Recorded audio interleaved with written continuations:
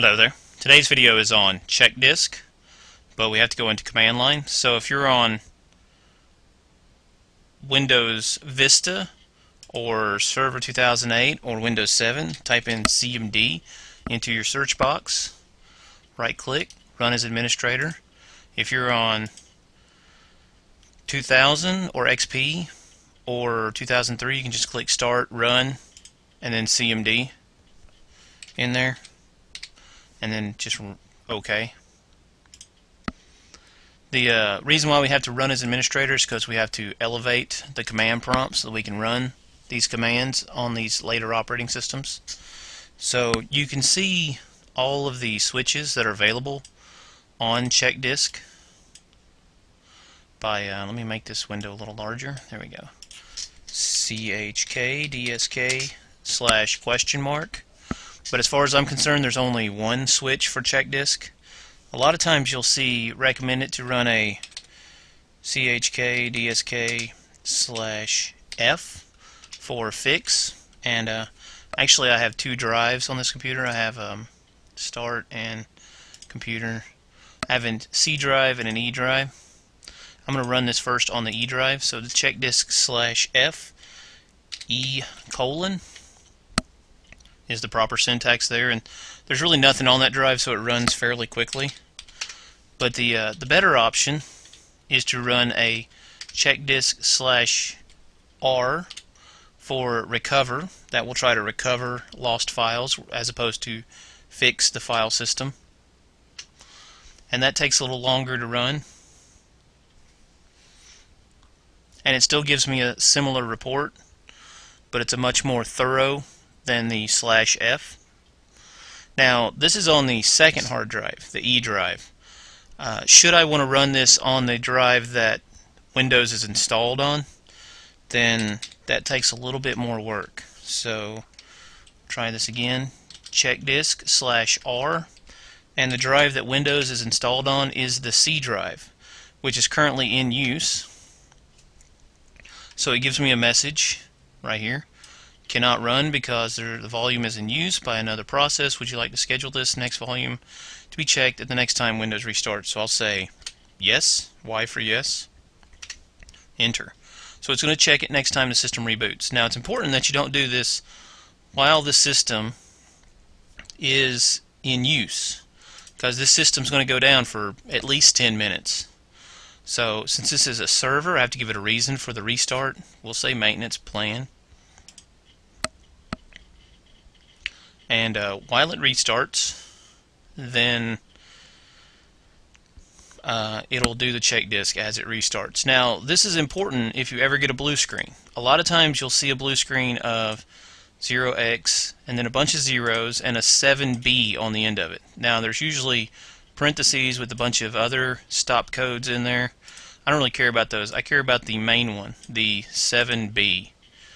And that's because generally I find people are running some kind of file sharing program or torrents on their machine, and they've not been check disking, they haven't been disk cleanupping, and they haven't been running a defrag on a regular basis. Their file system winds up getting dirty to the point that Windows will not boot anymore.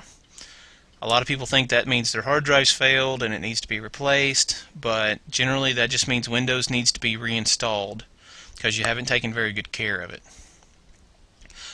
At that point it showed me an option to press any key to escape out of this, but I didn't push it, so at this point it's going to be running for probably 10 minutes doing this. But if you want your operating system back, it's important that you do that. So a blue screen means though that the operating system won't start. So I want you to see how to repair from that, because the check disk is usually the fix on that. So let me open up my Windows 7 machine, and I have a CD put in here. I do, yep. And it's going to say press any key, so I'm going to press any key at this point. Now if this were Windows XP or Server 2003, I can't do this on 2000, it would have said press F2 to enter the recovery console. I'm not going to be showing the recovery console in this video. I'm going to be doing this the Vista and the 7 way. And I'm going to try not to use the mouse because virtual PC will mess with my video and show two mice. But again, like I was saying, if you get a 7B blue screen error, then this is the method of how to repair them a lot of times. It doesn't always work, but it's usually my first go-to whenever I get a 7B blue screen error.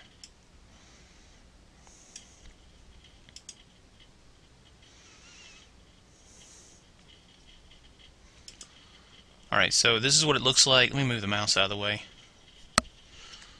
There we go. So this is what it looks like when you boot to the CD of Windows 7. So I'm using English, so next. Now there's an option right down here that says repair your computer, that's what we're going to do. And then that's going to give us 5 options. First off, it's going to search for the install of Windows 7.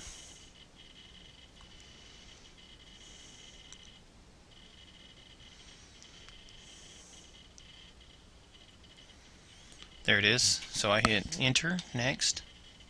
Alright, so I've got 5 options here. I've got startup repair, which is good, system restore, which is good, system image recovery, which is good as well, memory diagnostic, but really what we want is the command prompt. So I'm going to click on the command prompt option here. And then, alright, so we're currently in the X drive. But I want to go into, it's either going to be the C drive or the D drive. So at this point, I could do a dir for a directory of the drives. I know for mine it's going to be the D drive. That's the drive that's got all the files, because if I do a dir of the C drive, there's nothing going on there. If I do a dir of the E drive, that's looks like that's my CD. Dir of the F drive says nothing. So dir of the D drive is it because it's got users in there. If I actually do dir/A of the D drive, that's going to show everything: recycle bin, autoexec.bat, config.sys, users folder. This is a boot system. This is a bootable drive. It's the main drive for the operating system. Alright, so let's clear the screen.